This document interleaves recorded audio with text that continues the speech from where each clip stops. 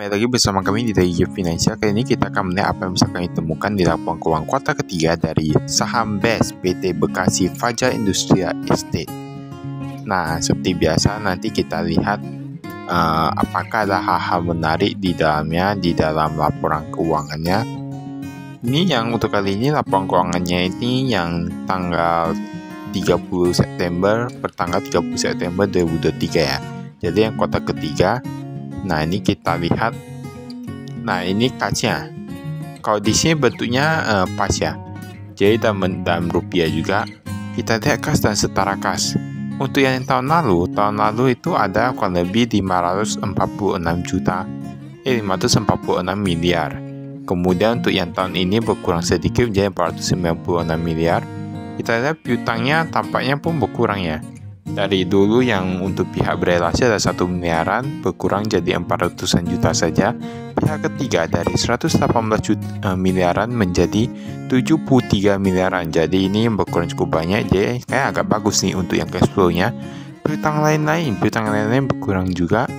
Kita lihat persediaan data berkurang juga. Mungkin sudah laku karena penjualannya, karena ini di bidang properti ya. Aset lain-lain ini bertambah nih dari gak ada menjadi 3,5 miliaran. Untuk totalnya untuk aset lancar ini sedikit berkurang dari 2,5 triliunan menjadi 2,4 triliunan. Kemudian kita lihat investasi dalam saham, sama kurang lebih 96 miliaran. Persediaan untuk yang aset tidak lancar ini bertambah nih ternyata. Kayaknya untuk tanah atau gimana ya, karena aset tetap ya. Tapi bertambah paling ratusan miliaran. Kemudian untuk utang usaha memang sedikit bertambah dari 6,9 miliaran menjadi 7 miliaran. Yang pihak ketiga berkurang banyak nih. Tapi ini perusahaan agak bagus ya. Kemarin ada utang 21 miliaran, yang pihak ketiga sekarang hanya menjadi 13 miliaran. Kita lihat uang jaminan sedikit bertambah dari 5 miliaran menjadi 7 miliaran. Dan utang bank dan lembaga keuangan jangka panjang pun berkurang ya, berkurang puluhan miliaran lah. Jadi total liabilitas atau total hutangnya itu untuk overall itu berkurang dari 1,7 triliunan sekarang menjadi hanya 1,5 triliunan. Berarti itu asetnya itu berkurang karena hutangnya berkurang. Jadi ini merupakan suatu hal yang bagus ya. Kita lihat tadi kan 1,5 triliunan hutangnya, sekarang yang ekuitasnya berapa? Ekuitasnya bertambah nih, berarti ini cukup bagus ya untuk kemudian perusahaan ini dari 4,3 triliunan menjadi 4,4 triliunan untuk asetnya ya, ekuitasnya gitu ya, hartanya. Kalau kita lihat untuk yang asetnya memang untuk overall berkurang, tapi memang ekuitas bertambah, jadi cukup bagus. Pendapatan dari 400-an miliaran menjadi 411 miliaran. Jadi masih bertambah.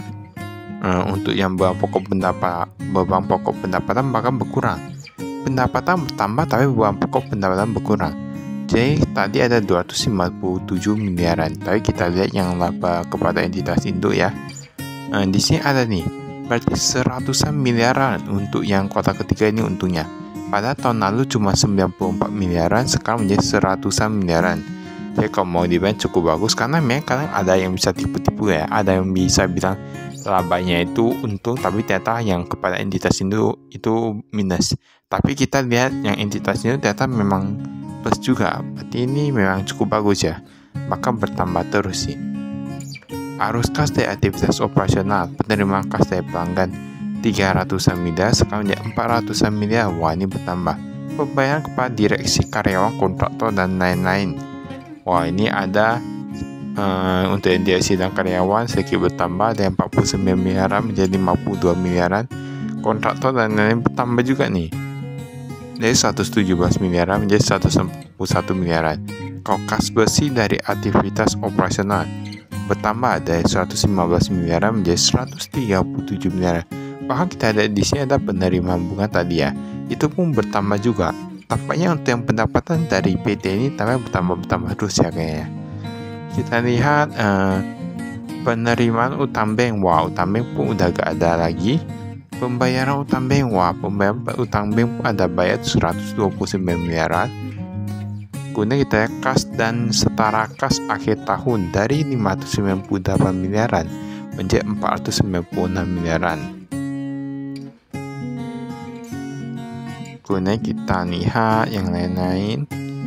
Yang umum kita skip. Nah, ini adalah ditulis nih. Dewan komisarisnya siapa?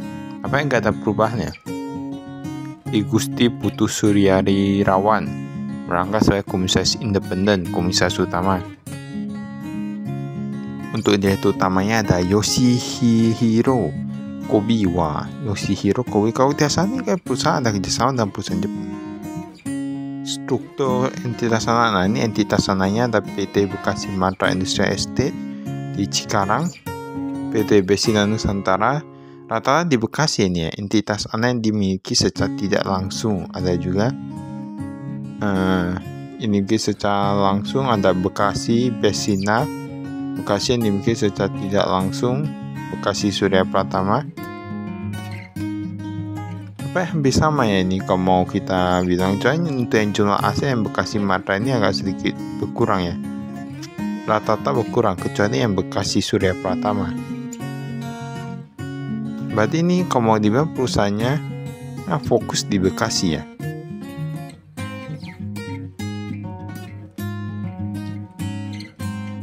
Kita lihat yang lainnya ya. Nah, ini kita skip. Karena kalau tidak salah untuk yang PT ini, mereka itu bergerak di bidang itu penyewaan gudang, lebih kepada itu kepada kawasan industri gitu ya. Kas dalam bentuk rupiah di sini ditulis berkurang sedikit. Kas di tangan ya ini ya, dari 45 jutaan menjadi 38 jutaan. Kemudian ada yang di dalam bank, Bank Mandiri meningkat cukup pesat dari 4 miliar menjadi 7 miliaran. Kemudian Bank Permata meningkat lagi 2,8 miliar menjadi 3,4 miliaran. Rata-rata meningkat nih. Bank Jitra 700 jutaan menjadi 1,7 miliar. Bank Sentral Asia, Bank Sentral Asia menurun. Untuk Bank MNC dulu gak ada, sekarang sudah ada. Bank CBC dulu gak ada, sekarang sudah ada. Tapi mereka lakukan beberapa pemindahan ini. Bank Mayapada dari dulu gak ada, sekarang menjadi 300-an juta. Untuk Bank HSBC, QNB dan lain-lain itu sudah gak dipakai ya kayaknya. Ada, tapi dia untuk QNB sudah gak ada. HSBC ada dalam bentuk dolar nih. Yang paling dalam bentuk dolar paling banyak mereka taruh di Bank Mayapada, tapi sudah berkurang yang jumlahnya dari tahun lalu. Yang bertambah dolar pun paling Bank Permata aja. Tapi perusahaan ini suka ya taruh di Bank Permata ya, lagi-lagi Bank Permata ya. Dan yang Jepang ada juga, mereka taruh di Bank CBC 8 miliaran, BNI 2 miliaran, dulu 4 miliaran. Totalnya yang di bank itu dari 227 miliar menjadi 200 miliaran. Deposito kok dia, ini mendekat banyak nih. Bank Mayapada 190 miliaran tadi, dari 110 miliaran. Mereka tahu deposito agak cukup banyak ya. Kemudian ini yang piutang ya. Maintenance fee, service charge, air dan sewa 2,7 miliaran, lain-lain ratusan juta. Penyisihan, penurunan nilai. Pihak berelasi belum jatuh tempo. Ini ada yang lebih dari 90 hari nih, tapi jumlahnya agak berkurang sedikit saja. Ini sebenarnya dia sangkut di mana ya? Nanti kita lihat sebenarnya apakah untuk entitas anak sendiri atau gimana. Kan kita lihat belum jatuh tempo cuma sedikit, 457 jutaan aja, tapi yang lebih dari 90 hari ini banyak. Kemudian yang pihak ketiga, yang tadi pihak berelasi, ini pihak ketiga belum jatuh tempo 70 miliaran, berkurang dari 111 miliaran. Sudah jatuh tempo masih penyebarannya masih oke ya. Lebih dari 3 bulan ada 1,8 miliar, sudah turun dari 5,5 miliaran. Ini agak cukup bagus cash flow-nya. Kecuali yang tadi pihak berelasi. Seharusnya kalau pihak ketiga itu gak ada, kemudian berarti gak ada hubungan. Tapi kalau pihak berelasi berarti ada kalau lebih ya. Pihak berelasi kalau dalam bentuk dolar 2,4 miliaran, hampir sama. Rupiah dari 1 miliar menjadi berapa itu? 400 juta ya. Kemudian ada persediaan bertambah nih, dari 4,7 triliun menjadi 4,8 triliun untuk yang tanah. Berarti mereka ada beli tanah lagi nih. Untuk makan milan dananya yang berkurang, dia bilang tidak ada beban bunga. pada tahun 2023 mengasosiasikan perusahaan membeli PT Daiwa Manunggal Logistik Property harga 9 miliaran. Tidak ada penurunan. Ini berarti 2022 kemarin mereka ada beli nih ya.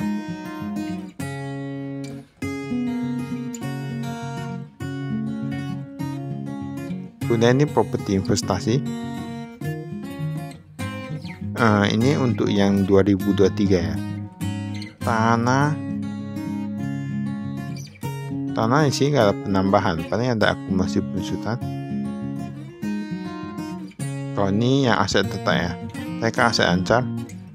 Investasi kantor ada tambah 63 jutaan.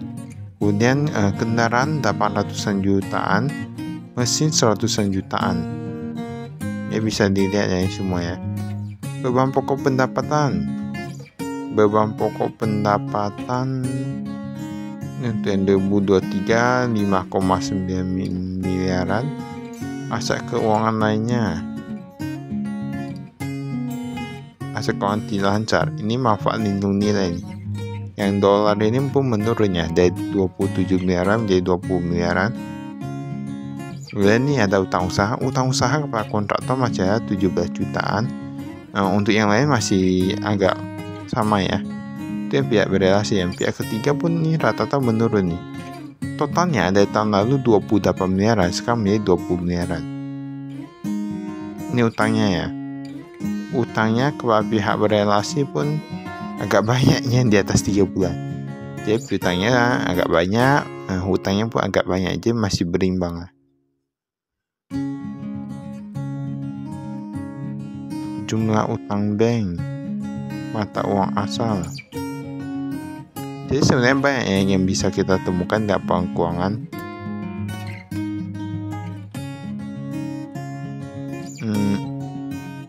Apa nih?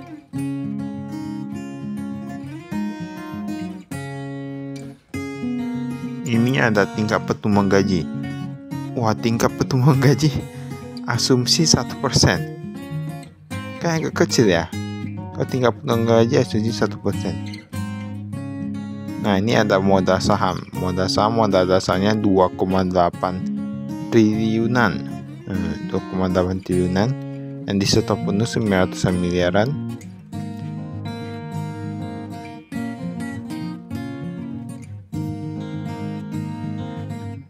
Pemegang saham nih. PT Argo Manunggal paling banyak 48%, Daiwa House Industry 10%, Bauhong Katsu Takja 0, berapa persen aja, agak sedikit ya. Masyarakat atau publik 41,79%. Jadi paling banyak itu dipegang oleh PT Argo Manunggal Land Development. Ada yang tahu gak? Kalau ini yang pajak kita skip. Kepentingan non pengendali atas aset bersih entitas.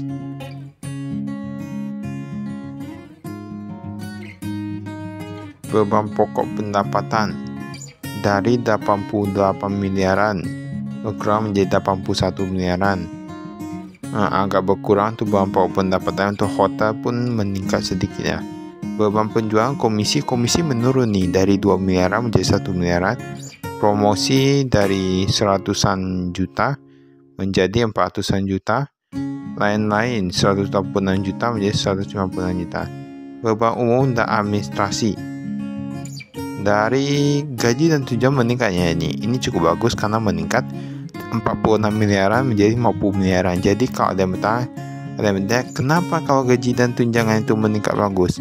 Ya bagus lah, berarti kan meningkatkan kesejahteraan karyawan. Kecuali kalau dia hanya untuk manajemen atas saja meningkatnya, manajemen bawah gak meningkatnya, itu agak apa ya, pendapatan atau beban lain. Bunga deposito berjangka meningkat dari 9 miliaran menjadi 12 miliaran. Kemudian ada juga bunga jasa giro dari 2 miliaran menjadi 4 miliaran. Tapi dari aset keuangan rata-rata bertambah nih ya.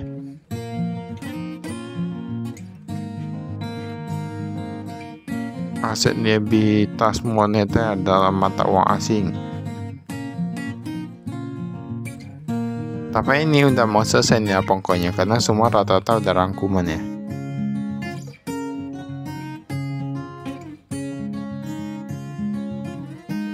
Baiklah, itu saja dari kami. Sekian dan terima kasih. Salam investasi.